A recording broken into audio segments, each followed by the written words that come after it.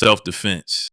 Since self-preservation is the first law of nature, we assert the Afro-Americans' right to self-defense. The Constitution of the United States of America clearly affirms the right of every American citizen to bear arms. And as Americans, we will not give up a single right guaranteed under the Constitution.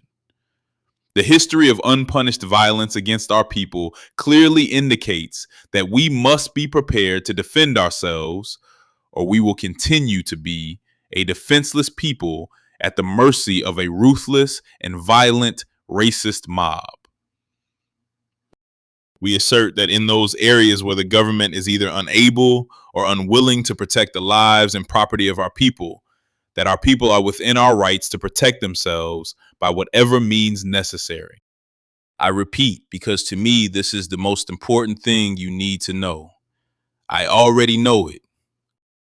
We assert that in those areas where the government is either unable or unwilling to protect the lives and property of our people, that our people are within our rights to protect themselves by whatever means necessary. This is the thing you need to spread the word about among our people wherever you go. Never let them be brainwashed into thinking that whenever they take steps to see that they're in a position to defend themselves, that they're being unlawful. The only time you're being unlawful is when you break the law. It's lawful to have something to defend yourself. Why I heard President Johnson either today or yesterday, I guess it was today, talking about how quick this country would go to war to defend itself.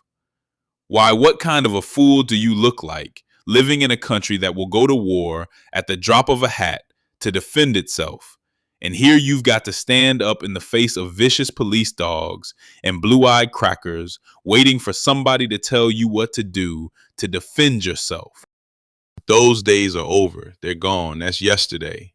The time for you and me to allow ourselves to be brutalized nonviolently is passé. Be nonviolent only with those who are nonviolent to you. And when you can bring me a nonviolent racist, bring me a nonviolent segregationist, then I'll get nonviolent. But don't teach me to be nonviolent until you teach some of those crackers to be nonviolent. You've never seen a nonviolent cracker. It's hard for a racist to be nonviolent. It's hard for anyone intelligent to be nonviolent. Everything in the universe does something when you start playing with his life, except the American Negro. He lays down and says, "Beat me, daddy." So it says here, a man with a rifle or a club can only be stopped by a person who defends himself with a rifle or a club. That's equality. If you have a dog, I must have a dog. If you have a rifle, I must have a rifle. If you have a club, I must have a club. This is equality. If the United States government doesn't want you and me to get rifles, then take the rifles away from those racists.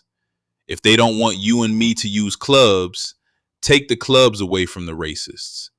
If they don't want you and me to get violent, then stop the racists from being violent. Don't teach us nonviolence while those crackers are violent. Those days are over. Tactics based solely on morality can only succeed when you are dealing with people who are moral or a system that is moral.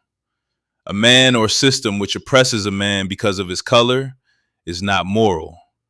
It is the duty of every Afro-American person and every Afro-American community throughout this country to protect its people against mass murderers, against bombers, against inchers, against floggers, against brutalizers, and against exploiters.